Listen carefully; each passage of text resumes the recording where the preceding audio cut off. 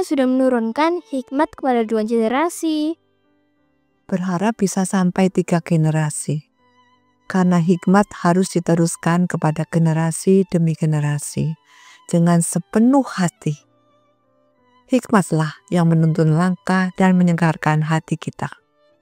Berharap sahabat BDKA semakin bijaksana dan bahagia menjadi orang yang mengingat bahwa Allah senantiasa menggenapkan perjanjiannya dengan harga yang sangat mahal. Coba lihat hari ini. Walau ada peristiwa ribuan orang kelaparan, ternyata dipakai Tuhan untuk menunjukkan kasih karunia-Nya. Memberi makan secara jasmani merupakan lambang keseriusan janji Tuhan dan menjadi simbol untuk memberikan tubuhnya yang adalah roti hidup itu. Wah, ternyata Allah memakai momen ini agar umat Tuhan semakin yakin bahwa Dia selalu menggenapkan janjinya. Mari semuanya makan buat jiwa kita. Adik-adik, kita bertemu kembali di dalam saat teduh BDKA, berpetualang dalam kerajaan Allah. Mari kita bersama-sama berdoa kepada Tuhan. Bapa di dalam surga, kami berdoa meminta pertolongan Tuhan. Kiranya Tuhan dengan belas kasihan-Mu yang besar boleh beserta dengan kami. Tolong Tuhan, berikanlah kepada kami firman-Mu dan perenungan firman Tuhan yang baik. Pimpinlah kami agar kehidupan kami pun boleh senantiasa dibentuk melalui pembacaan dan perenungan firman Tuhan yang sehat. Terima kasih Bapa, dalam nama Tuhan Yesus kami bersyukur dan berdoa. Amin. Adik-adik sekalian, suatu kali Tuhan Yesus pergi ke seberang danau Galilea, yaitu danau Tiberias. Tapi pada waktu itu ada demikian banyak orang-orang yang bercoba untuk mengikuti Dia. Apa alasannya? Kenapa banyak orang mau mengikuti Yesus? Karena Yesus melakukan banyak mujizat. Saat ini juga mirip. Banyak orang yang mau pergi ke gereja, banyak orang yang katanya mau mencari Yesus. Tapi sebetulnya mereka mau mencari Yesus bukan karena mereka mau mendengar lalu mengikuti apa yang dikatakan dan dihidupi oleh Tuhan Yesus, tapi mereka cuma mau mendapatkan mujizat, mau mendapatkan banyak keuntungan ketika mengikuti Tuhan Yesus. Begitu banyak saat ini orang-orang pergi ke gereja karena di gereja memberitakan berita-berita palsu tentang Tuhan Yesus. Mereka memberitakan kalau kamu ikut Yesus, kamu akan sembuh dari penyakit. Kalau kamu ikut Yesus, kamu akan kaya. Kalau kamu ikut Yesus, pekerjaanmu akan lancar. Itu adalah berita palsu yang tidak pernah diajarkan di dalam Alkitab. Itu adalah alasan yang sangat keliru di dalam kita mengikuti Tuhan Yesus. Apakah Tuhan Yesus pernah melakukan mujizat? Iya. Apakah kita mengikuti Tuhan Yesus karena Dia melakukan mujizat? Tidak. Kita mengikuti Tuhan Yesus karena Roh Kudus bekerja di dalam hati kita, mempersatukan kita dengan Tuhan Yesus melalui iman. Dan kehidupan kita pun diperbaharui oleh Tuhan menjadi satu buah kehidupan yang penuh dengan kesucian, kebenaran, cinta kasih, dan kemuliaan Tuhan. Itulah alasan kita mengikuti Tuhan Yesus. Bukan supaya kita mendapatkan mujizat atau supaya kita mendapatkan banyak keuntungan. Apakah mujizat bisa terjadi? Bisa. Apakah kita bisa mendapatkan keuntungan? Bisa. Tapi itu bukan motivasi kita di dalam mengikuti Tuhan Yesus. Nah, pada waktu itu ada begitu banyak orang yang berbondong-bondong mencari Tuhan Yesus, mau mengikuti Tuhan Yesus. Karena apa? Karena Tuhan Yesus sudah membuat banyak mujizat. Tetapi Tuhan Yesus tidak lantas langsung mengusir mereka. Ketika ada demikian banyak orang yang mengikuti Dia, maka Tuhan Yesus tetap hatinya itu digerakkan oleh belas kasihan. Nah, tapi ketika itu Tuhan Yesus melihat ada begitu banyak orang yang mengikuti Dia, Dia mencoba untuk ngetes muridnya. Dia coba uji apakah murid-muridnya mengerti. Maka Dia bertanya dengan mengatakan, dari mana kita akan mendapatkan roti untuk memberi makan orang yang begitu banyak ini? Seberapa banyak sih sebetulnya? Pada waktu itu paling tidak ada 5.000 laki-laki. Belum dihitung perempuan, belum dihitung anak-anak. Jadi pada waktu itu kalau disebutnya 5.000 laki-laki, itu artinya 5.000 laki-laki dewasa. Belum dihitung perempuan, belum dihitung anak-anak laki-laki ataupun anak-anak perempuan. Bisa kita bayangkan berapa banyak jumlahnya?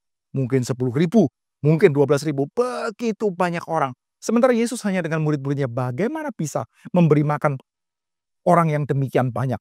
Maka muridnya pada waktu itu menjawab dengan kebingungannya. Dia mengatakan seperti ini, "Guru, kalau kami harus membeli roti seharga 200 dinar itu pun juga tidak mungkin cukup untuk memberi makan orang sebanyak ini. Bahkan kalau kami sudah beli roti sebanyak itu, masing-masing dapat secuil kecil saja. Itu tidak bisa memberi makan mereka." Tetapi Tuhan Yesus sebetulnya tahu apa yang Dia mau perbuat. Tapi murid-murid tidak mengerti. Murid-murid tidak mengerti apa yang akan dikerjakan oleh Tuhan Yesus. Dan secara inti yang dikerjakan oleh Tuhan Yesus itu apa?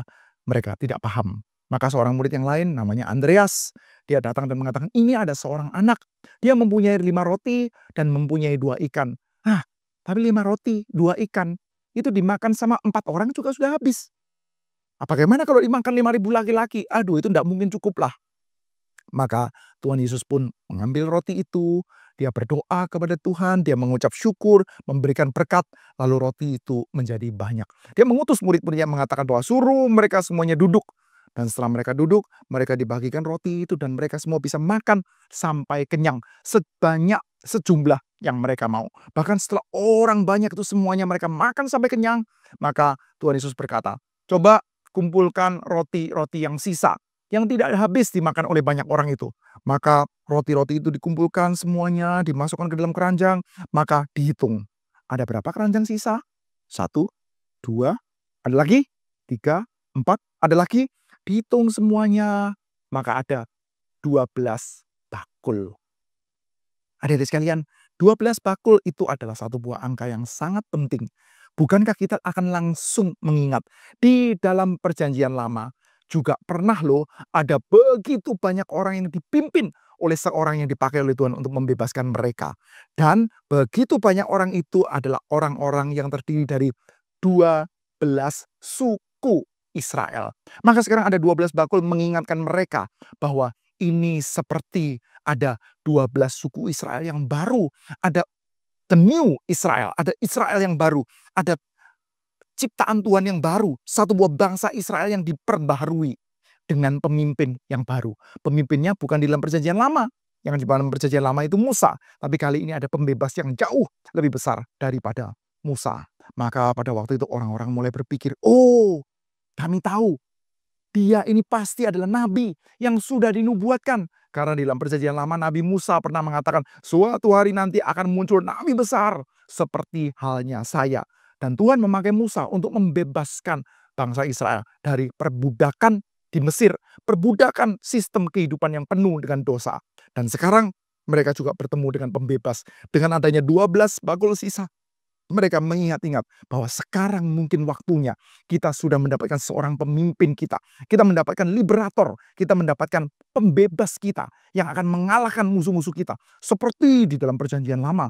Pada zamannya Musa pada waktu itu ada kerajaan yang begitu kuat. Yang akhirnya tidak berdaya di hadapan orang-orang Israel. Kerajaan siapa itu? Yang paling besar tentu saja adalah kerajaan Mesir. Belum lagi dihitung suku-suku di dalam tanah Kanaan nantinya. Semuanya bisa dikalahkan. Sebagian besar di antara mereka akhirnya tidak bisa mengalahkan Israel. Karena apa? Karena ada penyertaan Tuhan. Dan sekarang ada Sang Yesus. Dan Yesus itu adalah nama yang di dalam bahasa Ibrani-nya itu Yosua. Adik-adik, kalau mendengar nama Yosua, ingat siapa? Tentu saja ingat Yosua. Dan di dalam Yosua, kita melihat Israel yang sudah dibebaskan oleh Tuhan melalui Musa keluar dari tanah Mesir, maka mereka akan masuk ke dalam tanah Kanaan atau tanah perjanjian dengan dipimpin oleh Yosua. Dan sekarang ada Yesus Kristus yang namanya bahasa Ibrani-nya adalah Yosua. Yesus ini akan menjadi sang pembebas. Tetapi seperti halnya Filipus tidak bisa mengerti apa yang dikerjakan oleh Tuhan Yesus. Yesus memberikan apa? Yesus memberikan mereka pemeliharaan. Memberikan kepada mereka roti. Filipus gak ngerti bagaimana ceritanya. Kalau kami punya uang yang sebanyak 200 dinar. Itu ya, 1 dinar itu adalah upah orang bekerja 1 hari. 200 dinar itu berarti bisa sekitar 8 bulan orang bekerja itu. Nah tetapi saudara, Filipus nggak mengerti. Kalau sampai ada uang sebanyak itu pun kami belanjakan, itu nggak bisa memberi makan. Maka Filipus nggak ngerti. Tapi nggak ngertinya sampai di mana. Setelah itu apa yang dilakukan Tuhan Yesus? Apakah Filipus jadi mengerti? Apakah murid-murid dan orang lain menjadi mengerti? Ternyata tidak. Mereka melihat Yesus memberikan makan roti yang begitu banyak. Dan pada waktu itu, hari raya orang Yahudi yang sangat penting, yaitu Paskah, yang mengingatkan mereka dari pembebasan mereka dari Mesir, itu sudah dekat. Maka sekarang Yesus memberi makan roti di dekat-dekat hari raya Paskah. Mereka harusnya bisa mengingat bahwa Yesus itulah yang adalah rotinya yang sejati. Yesus Kristus itu adalah sang roti hidup yang akan memberikan kepada mereka roti yang betul-betul akan mengenyangkan mereka dan membawa mereka pembebasan dari dosa dan kehidupan sejati, yaitu hidup bagi Allah. Filipus tidak bisa mengerti. Murid-murid tidak bisa mengerti. Mereka tahunya sekarang uang juga tidak ada. Roti juga tidak ada. Orang begitu banyak. Apa yang bisa dilakukan? Yang dilakukan apa? Pertama-tama, 5 roti, 2 ikan menjadi makanan yang begitu banyak, lalu sisa 12 bakul. Tapi tidak boleh stop sampai di situ. Ini bukan mujizat sekedar dari tidak ada roti menjadi banyak roti. Ini adalah mujizat yang jauh lebih mendalam. Yaitu apa? Ada sang roti sejati yang turun dari sorga. Yaitu siapa? Yesus Kristus. Yang akhirnya menjadi satu buah roti hidup yang akan menjadi makanan yang menghidupkan banyak orang yang percaya. Adik-adik sekalian, kita adalah orang-orang yang percaya kepada Tuhan Yesus. Saya juga adalah orang yang percaya pada Tuhan Yesus. Dan kita menerima makanan kita. Bukan cuma roti jasmania yang kita makan setiap hari. Tapi kita makan tubuh dan darah Yesus. Ketika kita itu menerima keselamatan kita. Kita beriman, kita percaya kepada Dia. Maka kita itu bersekutu dengan Dia. Dan menerima pembebasan. Bukan cuma pembebasan dari rasa lapar. Bukan juga cuma pembebasan dari kekuasaan musuh. Tapi pembebasan dari musuh kita yang paling utama, yaitu dosa, kematian. Kita dibebaskan dari dosa, kita dibebaskan dari kematian oleh darah Tuhan kita, Yesus Kristus. Pada waktu itu orang-orang banyak tetap mereka tidak mengerti. Mereka berusaha untuk berkumpul menjadikan Yesus Kristus sebagai raja. Tapi menjadikan Yesus sebagai raja bukan untuk pimpin kehidupan mereka menjadi kehidupan suci mengikut Tuhan, tapi menjadikan Yesus sebagai raja untuk mengalahkan musuh-musuh mereka supaya mereka menjadi orang yang paling kuat. Nah, ini laki-laki ya, kembali lagi kepada hal yang paling dasar. Ingin memanfaatkan Yesus untuk tujuan mereka hidup yang lebih mudah. Kita mengikuti Yesus tidak demikian. Kita mengikuti Yesus dengan kesadaran, saya dibebaskan dari dosa, dari segala macam impian saya yang berdosa dan tidak berkenan kepada Tuhan.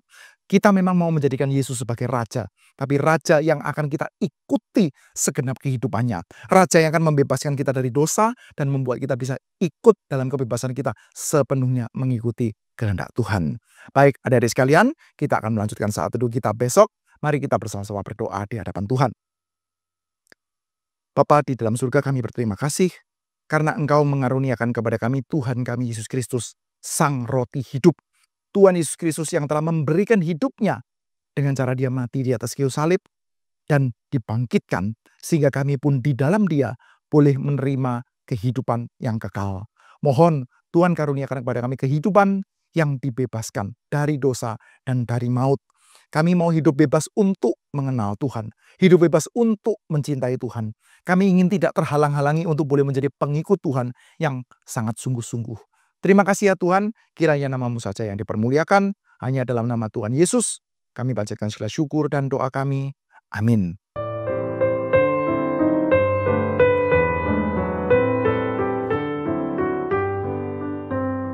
Baru sadar, setiap hari kelihatan Kayla diberi makan oleh mama papa. Padahal semua makanan, kebaikan, dan penghiburan yang Kayla terima berasal dari tangan Kristus sendiri. Ya benar. Bisa melalui teman, guru, orang tua, atau nenek yang membawa berkat buat Kayla. Namun sebenarnya Yesuslah yang mengirimkan buat Kayla. Hari ini kita lihat Yesus memberi makan ribuan orang dari 5 ketul roti, 2 ekor ikan. Bukan hanya membuat orang banyak kenyang, namun mereka bisa mengenal siapa Yesus yang memberikan karunia rohani kepada umatnya secara gratis. Oh ya, betul. Yesus menyerahkan tubuhnya untuk menebus dosa kita. Banyak orang menjadi kagum dan menobatkan Dia sebagai nabi dan raja. Pengakuan ini ternyata cuma sementara, karena di kemudian hari mereka berbalik dan tidak mau mendengarkan lagi.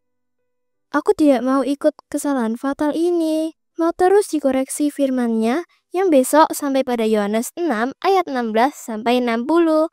Salam.